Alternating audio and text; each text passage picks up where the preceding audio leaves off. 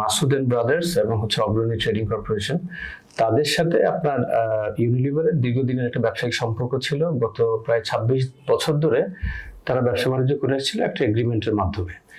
এইটা হঠাৎ করে এইটাতে আমাদের যে ক্লায়েন্ট যারা ছিল মাসুদ এন্ড ব্রাদার্স এবং হচ্ছে অগ্রণী ট্রেডার্স, তাদের অনেক ইনভেস্টমেন্ট ছিল, মার্কেটে অনেক টাকা ইনভেস্টমেন্ট ছিল, তারপরে বড় একটা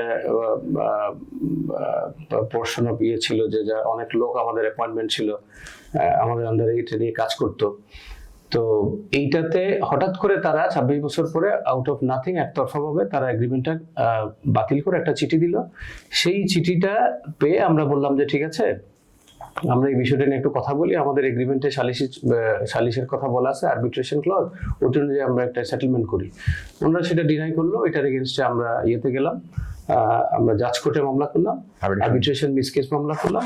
মামলা করার পরে সেখানে কোর্ট একটা লম্বা ডেট দিয়ে দিল এটা শুনানির জন্য। পরে যেহেতু এটা খুব ইমার্জেন্সি, আমার অনেক লোক বসে আছে, আমাদের অনেক ইনভেস্টমেন্ট আছে মার্কেটে, এই কারণে জরুরি বিষয় যেহেতু আমরা হাইকোর্টে মুভ করলাম। হাইকোর্টে মুভ করার পরে হাইকোর্ট একটা স্ট্যাটাস কো বা স্থিতাবস্থা দিয়েছে আমার যে টার্মিনেশন লেটারটা তারা দিয়েছে সেটার ইফেক্টিভনেসের উপরে, আর হচ্ছে আমার স্থলে যেন অন্য কাউকে পরিবেশক নিয়োগ করতে না পারেন সেইটা ভায়োলেশন করে ওনারা আমাদের ইউনিলিভার আমাদের স্থলে অন্য একজনকে অলরেডি পরিবেশক নিয়োগ দিয়েছেন।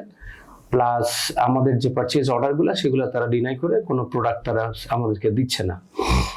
এই কারণে যেহেতু আদালতের আদেশটা অমান্য করেছে এখানে, সে কারণে আমরা একটা কোর্টের কাছে আমরা কন্টেম্প পিটিশন দাখিল করি হাইকোর্টে। সেই কন্টেম্প পিটিশনে অলরেডি কোর্ট সন্তুষ্ট হয়ে একটা রুল ইস্যু করেছেন। এবার রুল ইস্যু করে যারা আপনার ইউনিলিভারের যারা সিনিয়র অফিসিয়ালস আছে, including chairman, CEO, finance director, ওনাদেরকে আপনার একটা জবাব দিতে বলা হয়েছে। এবং এই বিষয়ে পরবর্তী আদেশের জন্য আগামী 7ই জানুয়ারি ডেট ফিক্স করেছেন কোর্ট, হাইকোর্ট। এখন জিনিসটা হচ্ছে কি, রুলটা ইস্যু হয়েছে, ওনারা জবাব দিবেন। আমরা আশা করছি যে 7 তারিখে এটা হাইকোর্টের লিস্টে আসবেন এবং এইটা আপনার প্রমাণ সাপেক্ষে যদি আদালত সন্তুষ্ট হয় যে আসলে আদালত অবমাননা হয়েছে, তাহলে আদালত সবিবেচনায় যে কোনো ব্যবস্থা নিতে পারেন আর কি তাদের বিরুদ্ধে।